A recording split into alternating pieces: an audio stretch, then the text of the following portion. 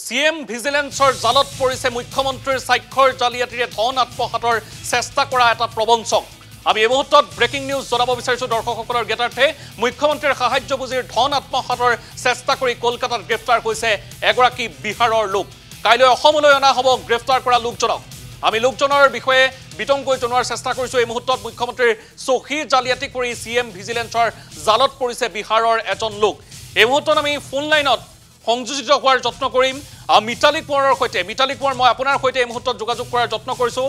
যিহেতু দেখিবলৈ পোৱা গৈছে মুখ্যমন্ত্ৰী ডক্টৰ হিমন্ত বিশ্ব শৰ্মাৰ চহী জাল কৰি সেই ধন আত্মসাতৰ চেষ্টা কৰিছে এজন লোকে। লোকজনৰ বিষয়ে কিবা তথ্য লাভ কৰিছে নেকি মিতালী কোঁৱৰ?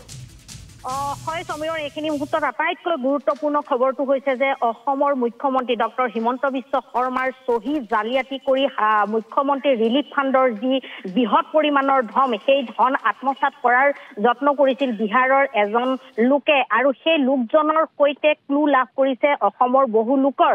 গতিকে বিহাৰত পৰা আহি তেওঁ যিহেতু বাহৰ পাতি আছিল কলিকতাত, আৰু কলিকতালৈ ৰাওনা হৈছিল দুদিন পূৰ্বে CM ভিজিলেন্সৰ এটা দল, আৰু সেই দলটো যোৱাৰ পিছতে কেইবাদিনো যত্ন কৰি আচলতে এই ব্যক্তিগৰাকীক গ্ৰেপ্তাৰ কৰিছে, আৰু ব্যক্তিগৰাকীৰ হাতৰ পৰা বহু ধন উলিয়াবলৈ চেক তেওঁলোকে প্ৰস্তুত কৰিছিল, আৰু সেই প্ৰস্তুত কৰাৰ পিছতেই তেওঁলোকক গ্ৰেপ্তাৰ কৰা হৈছে আৰু সোধা পোছা অব্যাহত ৰাখিছে। আৰু কেৱল অসমৰ মুখ্যমন্ত্ৰীগৰাকীয়ে নহয়, এই ব্যক্তিগৰাকীয়ে বিহাৰ আৰু কৰ্ণাটকৰ মুখ্যমন্ত্ৰীগৰাকীৰো চহী জাল কৰি ইতিমধ্যে ধন আত্মসাতৰ যত্ন কৰিছিল। এই সকলোখিনি তেওঁলোকে তথ্য লাভ কৰিছে, আৰু ব্যক্তিগৰাকীক লৈ CM ভিজিলেন্সৰ দলে কলিকতাতে বিভিন্ন প্ৰান্তত ইতিমধ্যে তেওঁলোকে অভিযান চলাই আছে, কাৰণ এই ব্যক্তিগৰাকীৰ লগত আৰু কেইবাগৰাকীও লোক জড়িত হৈ আছে। গতিকে এই ব্যক্তিগৰাকীৰ সৈতে অসমৰো লোক জড়িত হৈ থকাৰ ক্লু লাভ কৰিছে,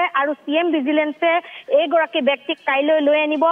পুৱতি নিশাৰ ভাগত তেওঁলোক আহি পাবহি, তাৰ পিছত অধিক জেৰা চলিব, আৰু জেৰাৰ পিছতে পোহৰ লৈ আহিব যে এই ঘটনাটো কেনেকৈ সংঘটিত কৰিছিল। মিতালী কোঁৱৰ, এই মুহূৰ্তত আপোনাক ধন্যবাদ জনাইছো।